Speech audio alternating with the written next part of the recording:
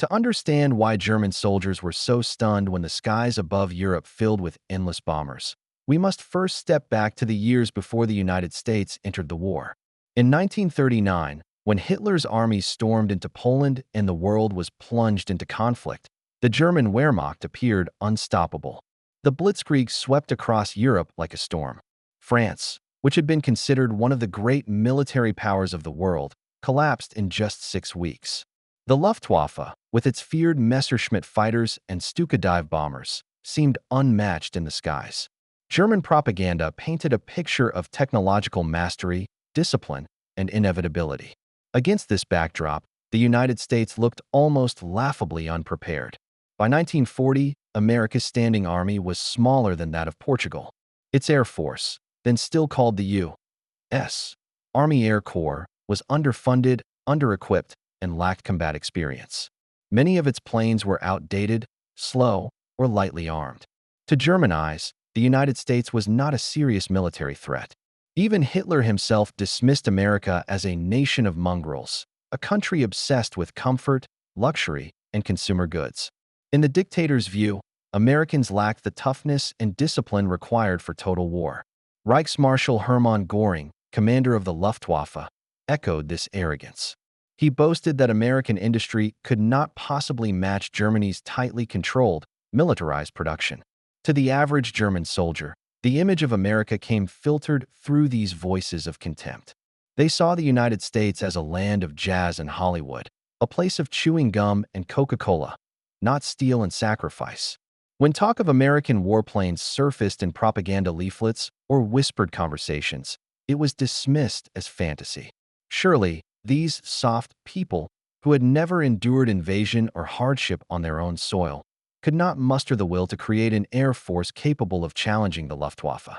And yet, hidden beneath that surface of dismissal, warning signs were already there. When Franklin D.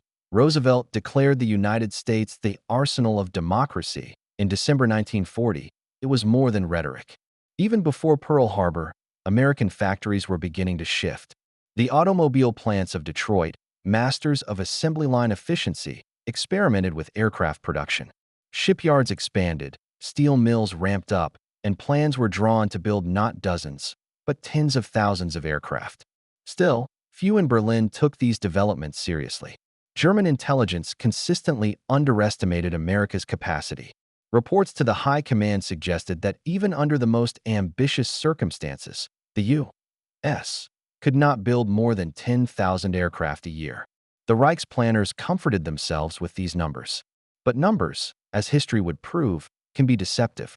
What the Germans failed to grasp was the scale of American industry, the sheer abundance of natural resources, manpower, and manufacturing power waiting to be unleashed. While Europe bled from years of war, America's factories were intact, untouched by bombs. Its workforce was vast, its technological knowledge deep, and its land rich with oil, coal, and iron. And then came December 7, 1941. Pearl Harbor. In one shocking morning, isolation ended. America's entry into the war transformed what had been a distant, abstract rivalry into a burning reality. Suddenly, Roosevelt's promises of production were not political slogans. They were survival. Factories that once built cars, radios, and refrigerators now churned out bombers, tanks, and rifles.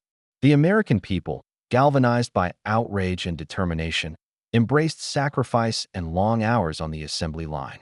German soldiers, still fighting on the frozen steppes of Russia or manning anti-aircraft batteries in occupied France, had no idea what was coming.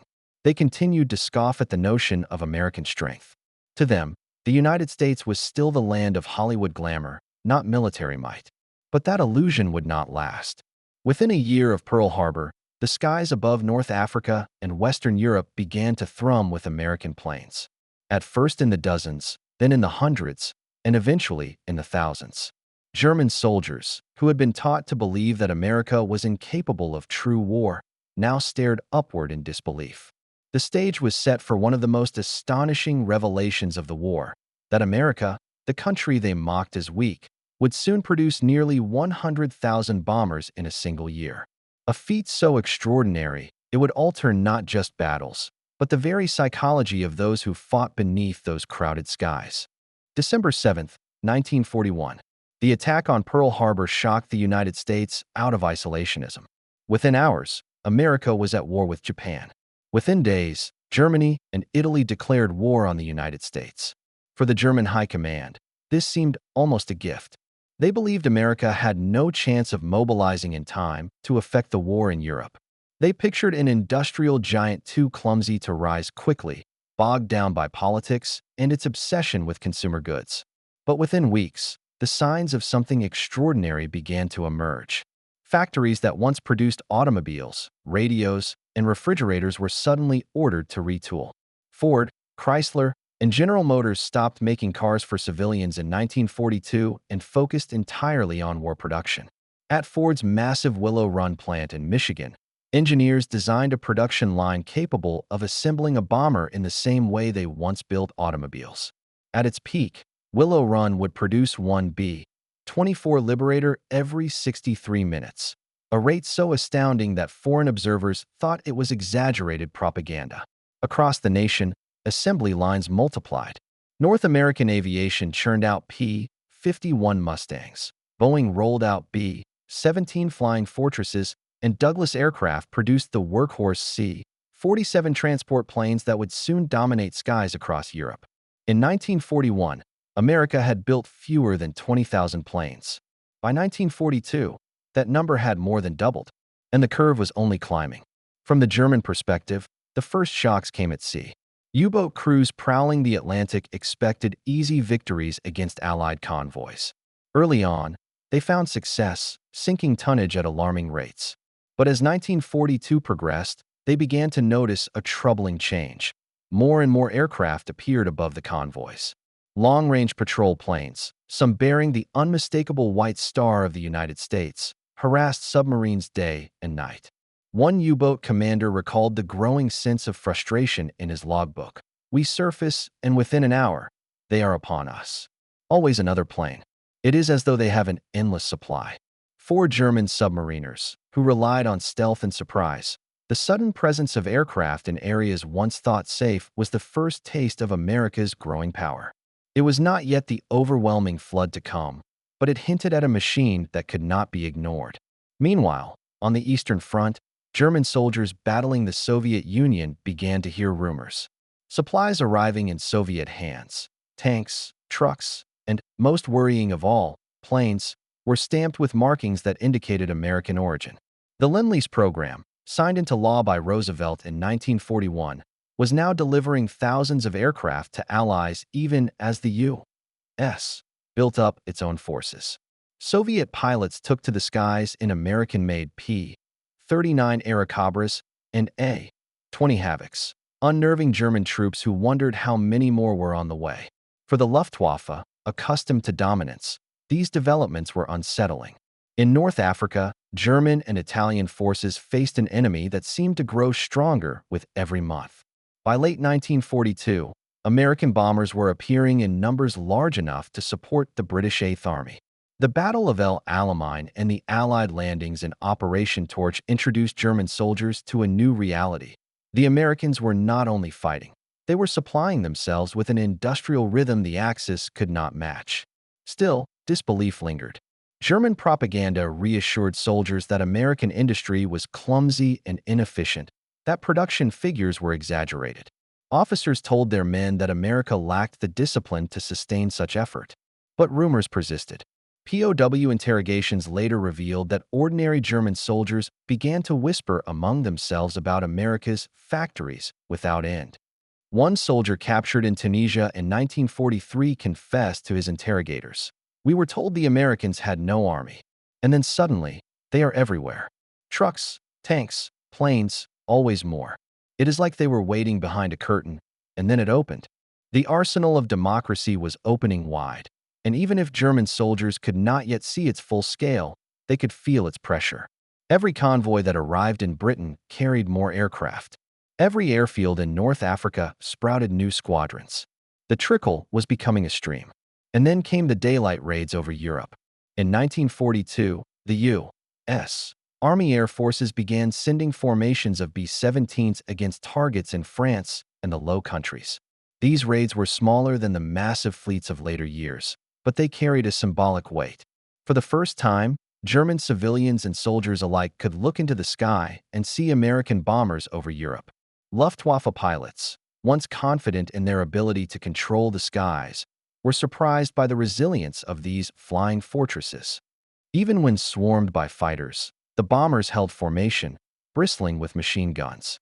Losses were heavy on both sides, but the fact that the Americans kept coming back, and in increasing numbers, raised alarm bells in Berlin. By late 1942 and early 1943, the first cracks in German confidence appeared. The United States, dismissed as militarily irrelevant just 2 years earlier, was now fielding an air force that grew larger with every passing month.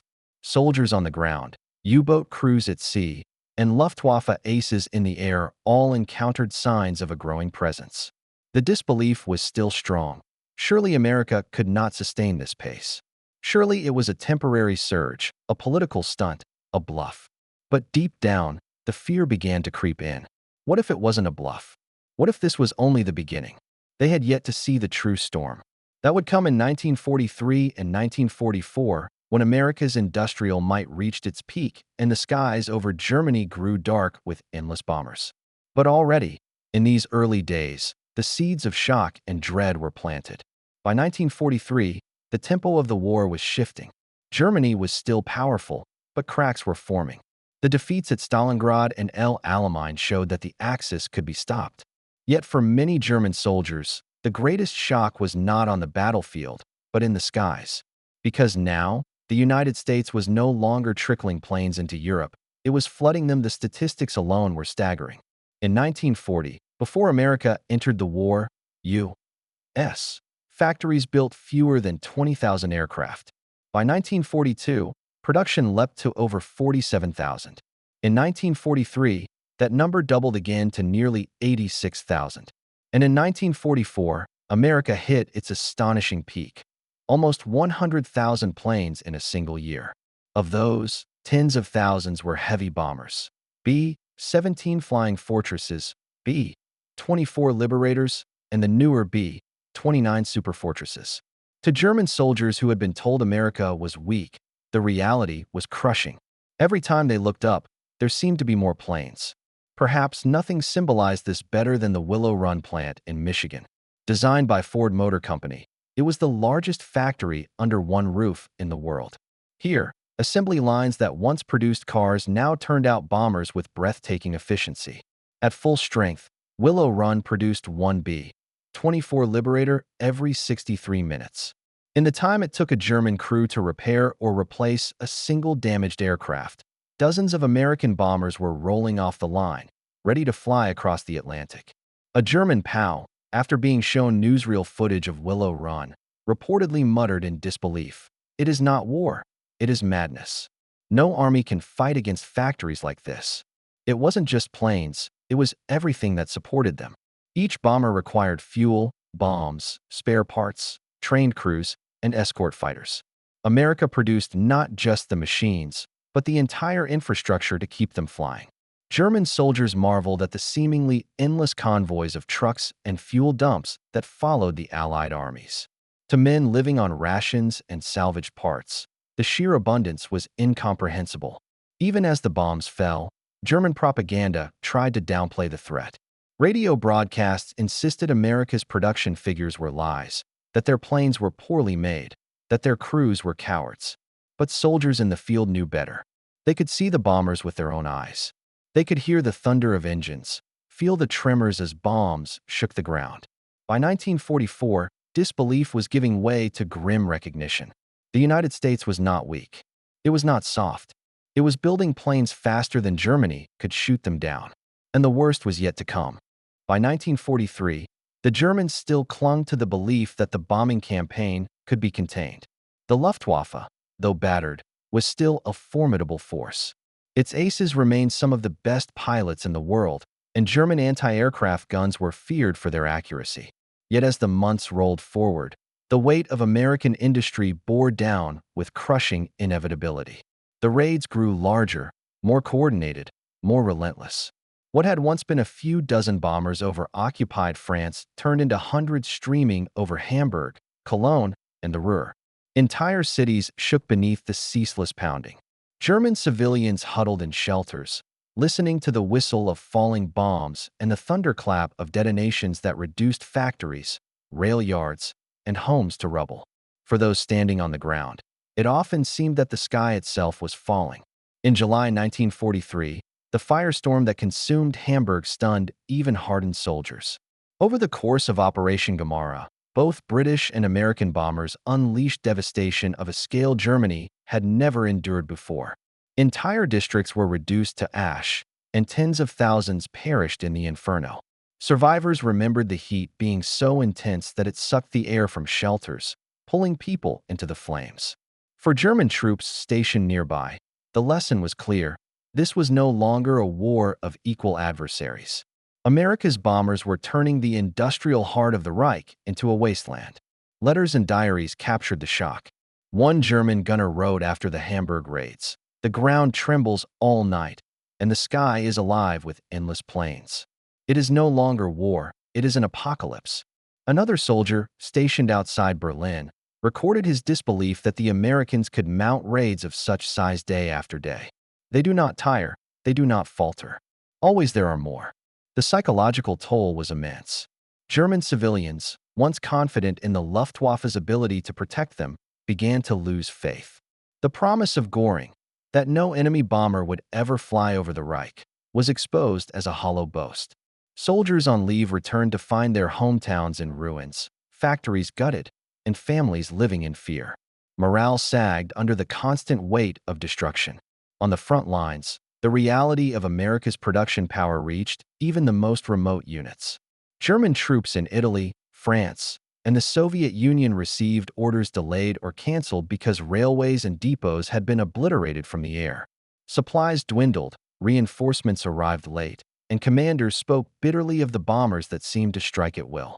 "We do not fight the Americans here," one officer told his men. "We fight their factories across the ocean." For Luftwaffe pilots, the strain was unbearable. At first, they had met American formations with confidence, attacking in disciplined waves and cutting down bombers in fiery bursts. But as the raids swelled, they began to realize the futility. Aces who scored multiple victories in a single day returned to their bases only to see more bomber streams arriving over the horizon. Losses among German pilots mounted, and the Luftwaffe struggled to replace them. Meanwhile, America continued to train new crews at a pace that defied belief. Captured German prisoners often expressed their astonishment during interrogations. Many admitted they had believed American planes were poorly made, fragile machines. Instead, they found the flying fortresses and liberators to be tough, bristling with guns, and flown by determined crews. "We thought they would break quickly," one POW confessed. "Instead, it is we who are broken." The consequences on the battlefield were profound. In Normandy, as Allied forces prepared for the invasion of France, the bomber offensive crippled Germany's ability to resist. Rail networks were shattered, fuel supplies drained, and troop movements hampered at every turn. By the time American and British soldiers landed on the beaches in June 1944, the Luftwaffe was a shadow of its former self, its strength bled away by months of defending against endless bomber fleets. Even those far from the front lines felt the weight of American abundance. Prisoners in camps across Europe whispered about the planes they saw overhead. Some claimed they could count hundreds in a single glance. Others told stories of raids so vast the daylight dimmed as if under a passing storm. For men already worn thin by years of war, such sights were crushing reminders of the imbalance now tipping against them. What struck many Germans most deeply was not simply the destruction, but the sense that America's resources were limitless. No matter how many planes were shot down, more arrived the next day. No matter how many bombs were dropped, the factories continued to hum across the ocean. It was a war machine that appeared eternal, immune to exhaustion. A German civilian in Dresden later remembered the rumors spreading through his city that America had factories the size of villages, where bombers rolled out day and night. People whispered about endless rivers of steel and oil, about an industrial giant that could never be defeated. For soldiers, these rumors took root as grim truth. "We no longer fight men," one Wehrmacht sergeant lamented. "We fight their machines." The impact went beyond strategy and morale. It reshaped the way Germans thought about the war itself. For years, the Reich had insisted that victory was inevitable, that the German people were destined to rule a new Europe. But as the skies grew darker with American bombers, that illusion began to shatter. Men who once marched with confidence now fought with resignation. The question was no longer if Germany would win, but how long it could endure the storm. The consequences also spilled into politics. Within the German high command, bitter debates erupted. Some argued for shifting resources to jet fighters in a desperate attempt to stem the tide. Others demanded more anti-aircraft guns or a focus on underground factories. But these measures were too little, too late. Against the flood of American production, no innovation could restore balance. By late 1944, the situation was undeniable. The skies over Germany belonged to the Allies. Cities lay in ruins, the Luftwaffe was exhausted, and German soldiers, whether on the Eastern Front, in Italy, or defending the homeland, looked upward with a mixture of fear and despair. The disbelief of 1942 had turned into grim certainty. America's factories had become the true battlefield, and Germany was losing. For those men who once scoffed at America's weakness, the irony was bitter. The very things they had mocked, mass production, assembly lines, consumer culture, had become the weapons that crushed them. Where Germany produced in handfuls, America produced in thousands. Where Germany relied on skilled craftsmanship, America relied on unending repetition, efficiency, and scale. In the end, it was not just the bravery of soldiers that decided the war, but the ceaseless hum of machines across the Atlantic. And yet, the most shocking revelation was still to come. Because in 1944, as the war reached its climax, German soldiers would witness the full, terrifying reality: 1,000 bombers over Berlin in a single day. By early 1944, the question was no longer whether America could produce bombers in vast numbers. It was how many more were still to come. For German soldiers manning flak guns outside Berlin, Hamburg, and Munich, the skies had become a daily battlefield. Every morning, the same ritual unfolded: the wail of sirens, the scramble to gun positions, the heavy thud of engines approaching in the distance. Then, on one unforgettable day in February 1944, the Reich saw the true meaning of American industry. It was called Big Week. Over the course of 7 relentless days, the U.S. Army Air Forces sent wave after wave of bombers against Germany's aircraft factories and industrial centers. In just a week, nearly 4,000 bomber sorties were flown, escorted by thousands of newly arrived long-range P-51 Mustangs. For the men on the ground, the sky turned into an ocean of steel. German anti-aircraft gunners fired until their barrels glowed. Luftwaffe pilots threw themselves into desperate dogfights. But the formations kept coming, tight, disciplined, endless. Soldiers on the ground described the sound as a metallic thunder that never stopped. One diary recorded the haunting words, "The sky is alive with them. We shoot and shoot, but it is like trying to cut down a forest with a pocket knife." For many, this was the turning point. Until then, there had been hope, faint but present, that somehow Germany might endure, that the bombing campaign might falter. But as entire aircraft plants were smashed, as rail lines were shredded, and as oil refineries went up in flames, that hope withered. The psychological collapse deepened in March, April, and May. By June 1944, as Allied troops stormed the beaches of Normandy, the Luftwaffe was a ghost of its former self. American bomber fleets blackened the skies in support of the landings. Soldiers defending the Atlantic Wall described looking up to see hundreds upon hundreds of planes blotting out the sun. It was not an army that came to France, one German survivor later said. It was an entire continent carried on wings. And then came the most shattering blow of all: the 1,000 bomber raids on Berlin. On days like March 6, 1944, over 1,000 American planes roared toward the German capital, their contrails stretching like white scars across the sky. Civilians poured into shelters as the bombs rained down, while soldiers on the streets gazed upward in mute disbelief. One Wehrmacht officer described the moment in a letter: "We once believed they could never reach Berlin. Now they come in swarms beyond counting. The earth shakes as though struck by giants." No matter how many fall from the sky, more always arrive. The Luftwaffe's vaunted aces fought bravely, but it was a losing battle. Even when dozens of bombers were shot down, the formations remained unbroken. Escorting P-51s tore through German fighters, ensuring that the bombers reached their targets again and again. The numbers were overwhelming and the effect devastating. For German soldiers, the revelation was complete. America's production capacity was not a myth. It was a tidal wave. Factories half a world away were building planes faster than they could be destroyed. Roosevelt's bold promise to build 50,000 planes a year had been surpassed, doubled. In 1944 alone, the United States produced close to 100,000 bombers, transports, and fighters. What the soldiers had once mocked as impossible was now undeniable. No propaganda could mask it. No officer's speech could hide it. The war in the skies was lost, and with it, the hope of victory. In the ruins of German cities, under the endless drone of bombers, men whispered the same words again and again. Es ist vorbei. It is over. When the war began in 1939, few in Germany believed that the United States could ever pose a mortal threat. America was mocked as a land of comfort and consumer goods, untested in the fires of total war. Yet by 1944, that illusion had been reduced to rubble, just like the German cities lying beneath the waves of bombers. The story of those 100,000 bombers was not simply about machines.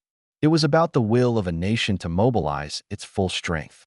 Behind every flying fortress or liberator that darkened the skies over Europe stood the hands of countless American workers, women riveting steel, men working double shifts, immigrants forging new lives on assembly lines, farmers supplying the grain and oil that fueled the factories.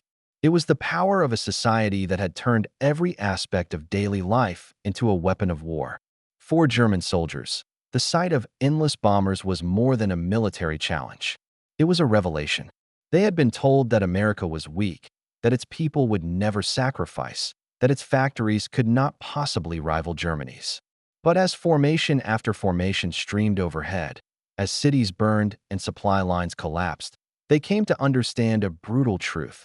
Wars are not won only with courage or strategy. They are won with production, with resources, with the ability to replace losses faster than the enemy can inflict them.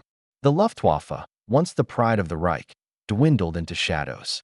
Aces who had once boasted of their victories now fought in desperation, outnumbered and outgunned. Anti-aircraft crews fired until exhaustion claimed them, only to see new bombers appear the next morning. On the ground, soldiers stared upward with hollow eyes, knowing the tide had turned irreversibly. For the Allies, the achievement was staggering. America had not only armed itself but supplied Britain, the Soviet Union, and other nations with planes through the Lend-Lease program. It had fought a global war on two oceans, while still managing to overwhelm the skies of Europe. The arsenal of democracy had proven to be real, and its output reshaped the course of history. But victory carried a heavy cost. German cities lay in ruins. Civilians endured nights of fire and terror. Factories collapsed under mountains of rubble. Soldiers who once believed in destiny now fought only for survival. For America, too, the cost was measured in lives. Crews who never returned from missions, workers who endured fatigue and hardship, families who sacrificed luxuries for ration books. Yet in the end, the numbers told the story. Nearly 100,000 bombers built in a single year. More aircraft than Germany could ever hope to match. A feat so extraordinary that even today it seems almost impossible. But it happened, and it changed the outcome of the Second World War. As the war drew to its close, German soldiers no longer asked if America could build more. They knew the answer. They had seen it with their own eyes, written in the contrails that scarred the sky and in the bombs that shattered the earth. And yet, even as American industry reached this peak, another secret project was taking shape, one that would unleash a weapon unlike anything the world had ever seen. The story of the bombers was one of scale, of overwhelming numbers. The next story would be one of power, of a single device capable of ending cities in an instant. For the German soldiers staring up at the endless waves of American bombers, the war was already lost. But for the world, another chapter was just beginning.